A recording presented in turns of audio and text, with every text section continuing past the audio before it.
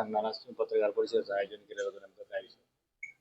आज मी सदिच्छा भेट या महायुतीच्या माध्यमातून जळगाव महानगरपालिका, माननीय या देशाचे पंतप्रधान मोदीजी, या राज्याचे मुख्यमंत्री फडणवीस साहेब, या राज्याचे आमचे शिवसेनेचे मुख्य नेते आणि या राज्याचे उपमुख्यमंत्री आणि नगरविकास मंत्री एकनाथजी शिंदे साहेब आणि तसे उपमुख्यमंत्री माननीय अजितदादा पवार, या महायुतीच्या माध्यमातून जळगाव महानगरपालिका, माननीय नामदार गुलाबराव पाटील साहेब, माननीय नामदार गिरीश भाऊ महाजन आणि जळगाव शहराचे आमदार राजू मामा भोळे आणि तसेच इथं भाजपाचे प्रभारी असलेले माननीय मंगेशदादा पाटील चव्हाण आणि तसेच शिवसेनेचे आमदार आमचे चंद्रकांत अण्णा सोनवणे यांच्या नेतृत्वामध्ये ही महानगरपालिकेची निवडणूक आम्ही इथे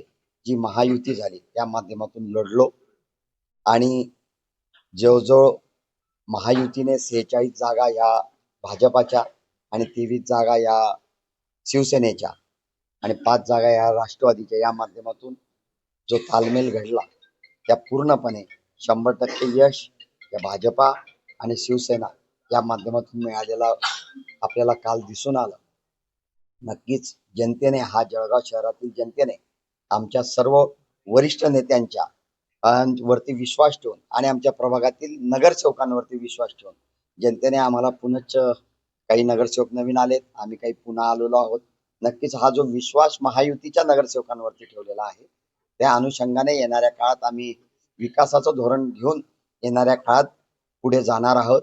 त्या दृष्टीने जी कालपर्यंत धावपळीमध्ये आपल्याशी चर्चा करत असताना या निवडणुकीच्या माध्यमातून चर्चा झाली, वेगवेगळ्या माध्यमातून झाली, परंतु आज आपल्याशी हितगुज करावं आणि या निवडणुकीच्या काळामध्ये जे काही चर्चा कसं आपल्याला वाटलं या अनुषंगाने एक असं म्हटलं तर चहा पाण्यावरती आज आपली ही फक्त चर्चासाठी आणि एक सदिच्छा भेट मी घ्यावी आपल्याशी या अनुषंगाने आपल्याला आमंत्रित केलेलं होतं. आपण सर्व आलात, मी आपल्या सर्वांचे आभारी आहे, शिवसेना जिल्हा प्रमुख म्हणून या नात्याने आणि एक महायुतीचा घटक या नात्याने. कृष्णभाऊ, आपल्या गाडीच्या काही लोकांनी काचा फोडलेल्या आहेत, या संदर्भात काय सांगा? कोणावर तुमचा संशय का?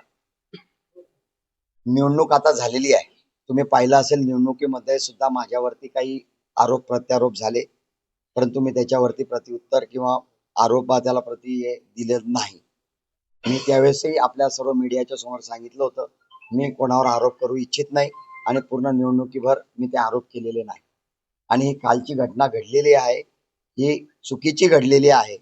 ही गाडी रात्री पार्क होती, त्यामुळे नक्कीच माझं एकच म्हणणं आहे, मी त्या माध्यमातून जिल्हा पेठला एक तक्रार दाखल केलेली आहे. याच्यातला आरोपी जो असेल त्याचा डिपार्टमेंटने शोध घ्यावा व त्याला शिक्षा करावी.